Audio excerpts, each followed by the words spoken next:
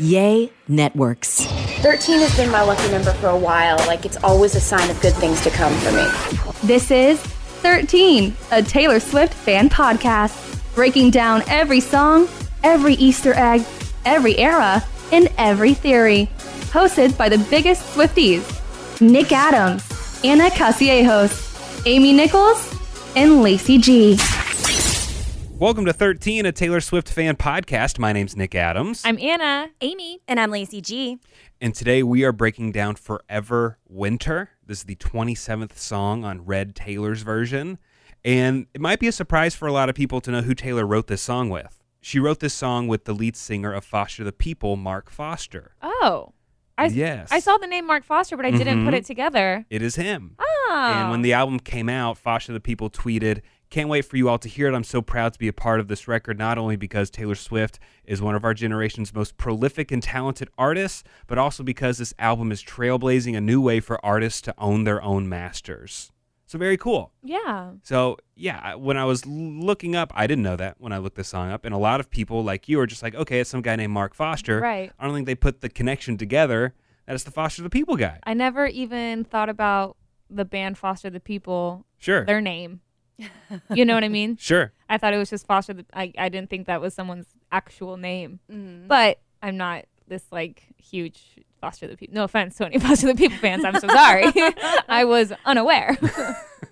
So this is a different Taylor Swift song. You know, a lot of her songs are about love and having fun and stuff like that, heartbreak. But this one deals with mental health and the struggles that can be had with it, going through something like this. But it's so interesting because it's very upbeat. Like it's it's a very upbeat, happy song. I saw on Twitter. Have you guys seen that meme? It's like a cartoon, and it's like a bus, and on one side of the bus is like a cartoon looking really sad, and on the other side of the bus is like the same cartoon but looking really happy. Okay. And people were posting it on Twitter, and they were like, "What Taylor Swift song does this represent?" Where it's like the lyrics versus the beat, and everybody was like, "Forever Winter." Sure. Like the lyrics are intense Mhm. and it's an intense story, but the beat is like just really, it's like really fun to sing along to this song. Yeah, and if you're not listening closely to the song, if you're not listening to every single word that she's saying, Right. it might just sound like missing someone, yearning for someone, a love song. You're Yeah. calling someone, they're not answering, but it's really talking about mental health struggles.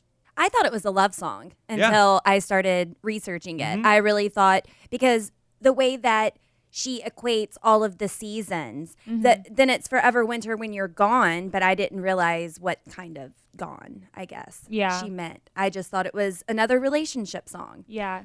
Yeah, the song in the song she's singing back and forth about someone who she's trying to reach out to, who she's trying to help, but that person is not really taking her help in.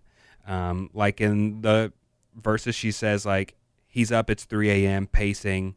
He says it's not just a phase I'm in. My voice comes out begging." So, yeah, it's definitely. And then another thing, I mean, I think it's one of my favorite lines, although it's kind of a heavy line. It's just, "If you weren't around, too young to know it gets better. I'll be summer sun for you forever." And so, yeah, I can see how it's easily misconstrued as a love song. Yeah. You know, okay, if that person's out of my life, it'll be winter, it'll be sad, it'll be dark. But this is like, if that person is not just out of my life, out of this world. Yeah. And a lot of people are thinking this could be a song about Taylor's friend Jeff Lang, who passed away at the age of 21 of a drug overdose. And Taylor actually mentioned Jeff right after he passed away while accepting the Country Songwriter of the Year award at the 2010 BMI Awards. And here's a little bit about what she had to say. It's been a really emotional week. Yesterday, I sang at the funeral of one of my best friends, and he was 21, and I used to play my songs for him first. So I would like to thank Jeff Lang, and as always, all the creative minds in this room who inspire me every day. Thank you so much. This means the world to me. Oh, I want to cry. Yeah, it's sad. And I saw some rumblings and different comments on Reddit, Twitter, and stuff like that. People wondering who this is. Some people thought maybe it was Corey Monteith because he and Taylor had a friendship and he passed away. Corey's from Glee. But the timeline doesn't add up there. Corey passed away in 2013. The song was written a year or so before that. So that doesn't really check out. So she's never commented exactly on who it's about. But you could assume it's about her friend Jeff. Yeah, I've also seen people talk maybe she drew some inspiration from her brother, Austin, who has struggled with that. It's interesting because when I first listened to the song, obviously the beat makes you think it's a love song until you really look at it or things like that. But at first, through first listen, I thought, because maybe it's just because the way it starts, in the very first verse, he says he doesn't believe anything that he hears these days. He says, why fall in love just so you can watch it go away? At first, I thought it was going to be this story, a kind of you belong with me kind of story. This guy was dating someone else. Mm-hmm. But then you kind of keep going. But then looking at all the lyrics, of course they make sense. Mm-hmm. I just feel oh my gosh, I listened to this song so many times without listening to it, you know? And even though, even knowing what it is about and knowing how deep and intense it is, it still is one of my favorite vault tracks. I think it's a good song. Aside from All Too Well 10-minute version, I feel like that's its own category. I think Forever Winter is top of list for me. Mm-hmm. I don't know. I don't know. I don't know how to explain it because it is heavy, but I also think it's a wonderful song. Yeah, and I always get drawn back to one of the lines. It's so powerful, especially when you know what the subject matter is. She says, he seems fine most of the time, forcing smiles and never minds. Mm-hmm. His laugh is a symphony. When the lights go out, it's hard to breathe. I mean, if that doesn't describe someone who's in a dark hole and some depression, I don't know what does. Mm-hmm. Very well written.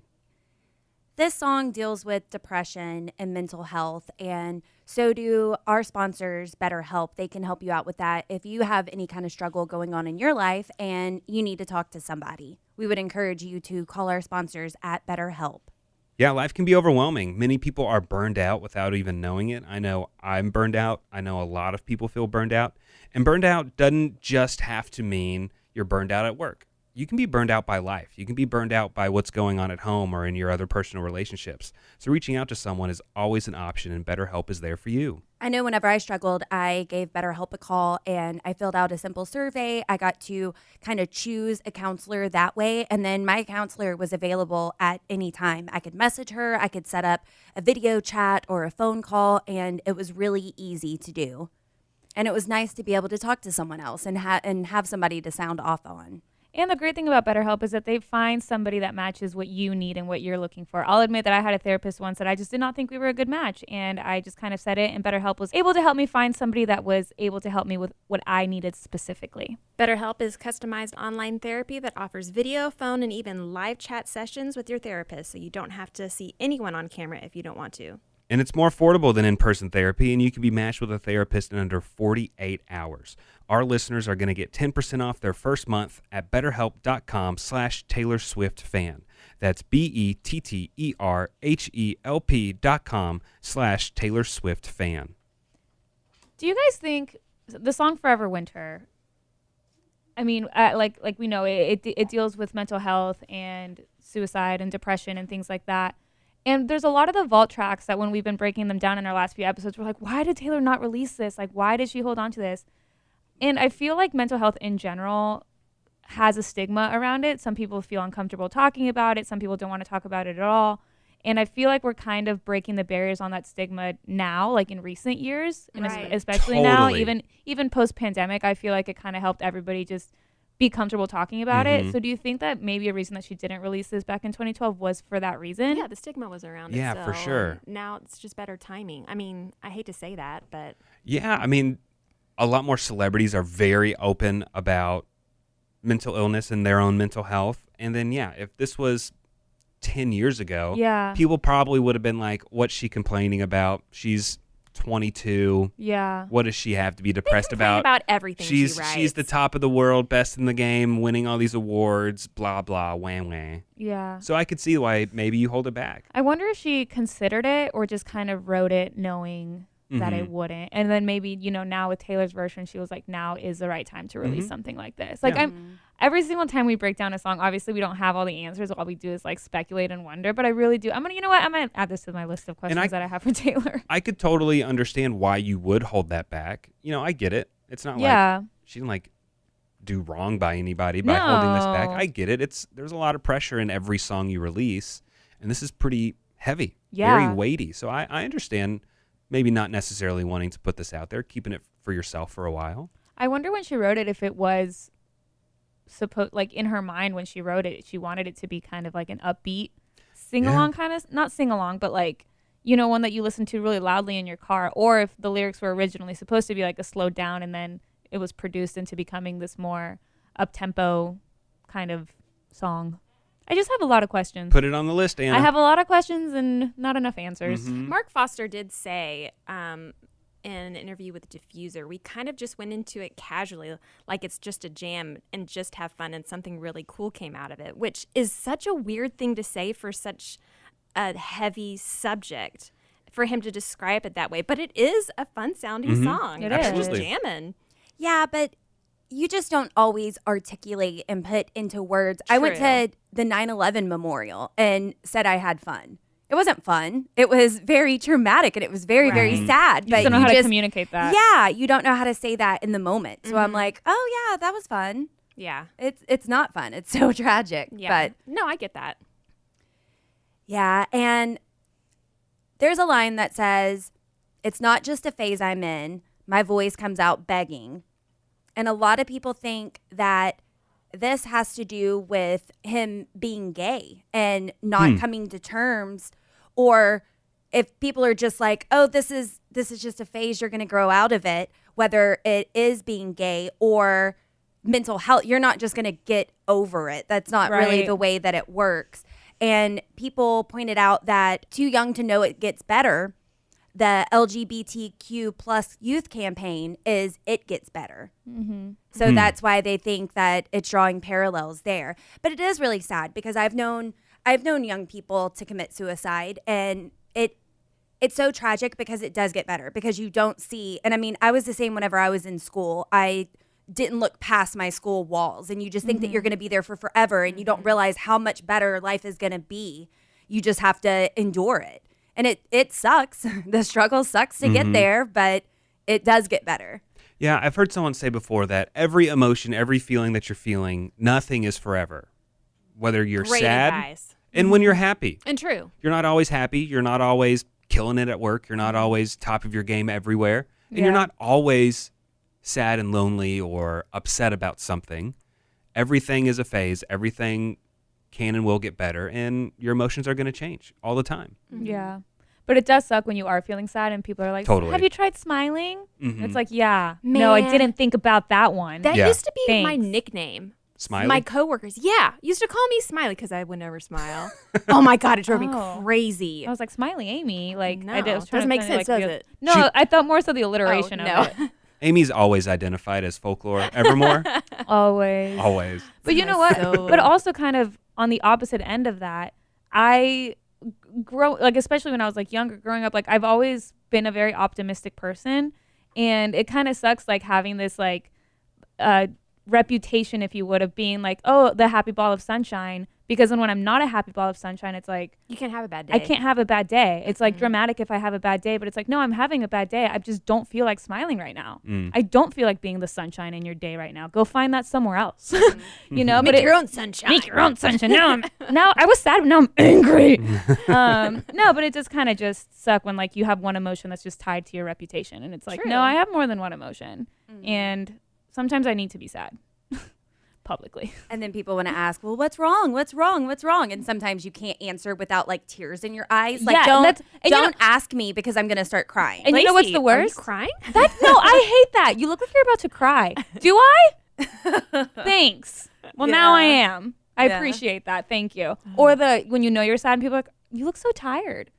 Oh, that's the worst. I'm not tired. I'm just a little depressed. That and smile. Those are the two that anger me. Nothing will make my face expression go flat and just look at you like you're stupid. If you tell me to smile, you'd be so much prettier if you smile.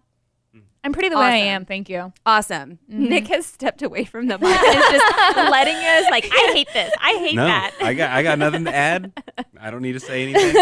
Okay, so one Yeah, time. let the white guy talk real fast. Let the middle-aged guy say something real fast. My 2 cents add nothing to this conversation. So one time I had this really dark period where I just couldn't get out of this financial hole that I was in whenever I was younger, and I was working multiple jobs, and my car was illegal, and I would get pulled over every day on my way to work and get 3 tickets. And I'm like sitting here crying to the police officer, and he's like, well, why don't you get it fixed? I'm trying, and you're giving me 3 tickets every time I get in my car. I mean, it was so bad. I lived in a very, very cop area. And so I was just really upset, and I was standing outside at this other radio station I worked at, and one of my coworkers was walking by, and he was like, hey, Lacey, how's it going? And I just started crying, and I told him everything, and it was so awkward. He was so nice to me in that moment, but I mean, it was one of those, he wasn't really asking. It was like, hey, what's up, as you're walking inside, and then it's a 20-minute conversation as I'm crying. It's so sad, the percentage of people who actually want to know how you're doing when they ask. Yeah. Then there's people that just don't ask at all, and I'm like, you're not going to ask me? I asked you how you're doing. No ball of sunshine. You're not going to return. I was also going to say good, and you? At least give me the chance.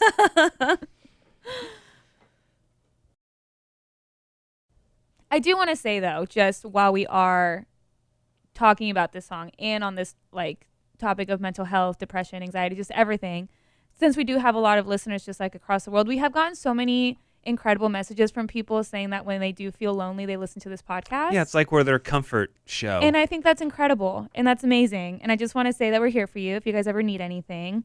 You know, the comfort that Taylor Swift's music brings us, I feel like talking about her music also brings that level of comfort. And for people to listen to us to talk about the music we listen to, very meta. You know, it's a lot of layers. It's a lot of layers there, but it is really cool that we've been able to build this community of listeners and Swifties all around the world. And just kind of connect in that kind of way. So, and we obviously talk about BetterHelp all the time and our own mental health struggles and things like that, because we should talk about it more. We shouldn't be a stigma. And so if any of our listeners have anything that they ever want to talk about, our DMs are always open. Yes. Yeah. Yes, we will always be here for you. You hurt your foot, you go see a doctor about it. If you're being challenged mentally, well, let's talk to someone about it. Exactly. Same thing. Exactly. Perfect analogy. It really is soothing, and it's nice to talk to other people and realize that you're not alone and you're not the only one who feels that way. Yeah. And I mean, I've seen on I'm a part of a lot of different Facebook groups. That's really the only reason why I'm still on Facebook.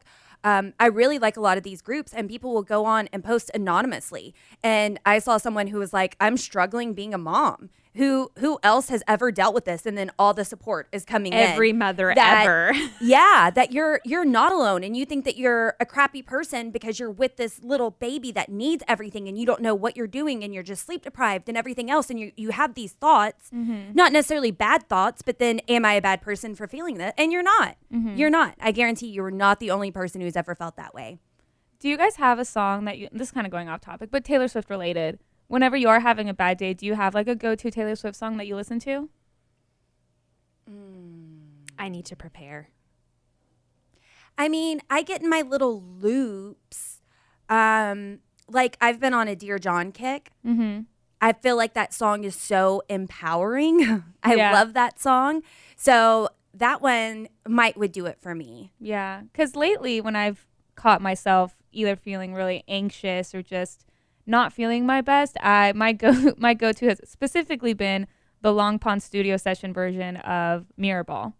There's just something about that just is very, I don't know, it just makes me feel better. Peace is another one too. And Peace is also dealing with depression whenever she's talking about the shades of blue and everything. That's referring to a lot. And the fact that I can't give you peace. I can't be the one to offer this for you. You have to work it out and come to terms with yourself or with someone else, but I can't make you happy. This is your own inner struggle and inner demons. So I like that one too. Yeah. All of Folklore I feel like is very therapeutic. And Forever Winter. And Begin Again. I'm just going to keep listing all the songs. And Speak Now. Begin Again, because that is very hopeful. You're come out on the other side, and just whenever you think it's never, ever going to get better, then you run into some cute guy at a coffee shop. Yeah. And even in like a weird way, like even though it is a sad song, like the 10-minute version of All Too Well, I think is also therapeutic because it really is just 10 minutes of like storytelling that it almost like is distracting from like my own life, that it's just like watching like a 10-minute short film. And it's therapeutic to like scream and say bad words. So you can't help but be excited every time it's fuck the patriarchy. I mean, come on. I feel better now just saying that out loud. Yeah, that's very true. That's very true. Once again, I don't feel like I should talk. Why? Because Lacey just screamed fuck the patriarchy. I feel like that's me. Okay, I'm not going to lie. So I didn't know what patriarchy meant. And as soon as that song came out, we've all talked about getting tattoos, Taylor Swift tattoos, and what are we going to get? So as soon as the 10-minute version came out, I group texted us and said, that's our tattoo. We need to get fuck the patriarchy. And then nobody said anything. And then a couple days later, I was like, Nick, just found out what patriarchy is. Sorry. I would have never suggested that. I'll just get it in really tiny. But see, if you get FTP. Yeah, I don't know. No matter, I was going to say I could get one of the words in really small font, but if I do, it's just going to say patriarchy really big, or it's just going to scream the F word really big. So I can't win. Yeah. Probably not the best idea. We do need to get our tattoos, though. Yeah, an upcoming episode soon of deciding what tattoos we're going to get. Yes. Look, if Taylor doesn't tell us when a new album's coming out, we might have to. We're going to have to start figuring some things for out. Our content. For the podcast. Yeah, I have really deeply been thinking about tattoos. Me too. I've been looking on Pinterest and stuff for designs. I haven't picked one yet, but it's coming. I like the tiny Taylor tattoos on TikTok, too. Yeah. Mm-hmm. Say that 5 times really fast. Yeah. I was proud of myself for getting through that once. Well, that does it for this episode of 13, a Taylor Swift fan podcast. Thanks for joining us. Please, if you like what you just heard, subscribe to us on whatever podcasting platform you're listening to us on right now. And also give us 5-star ratings. Give us a good review. We would love it. And join us next time. We're going to break down Taylor's song, Run. Thanks for listening to 13, a Taylor Swift fan podcast. Subscribe for free and leave a positive review on Apple Podcasts, Spotify, or Google Podcasts.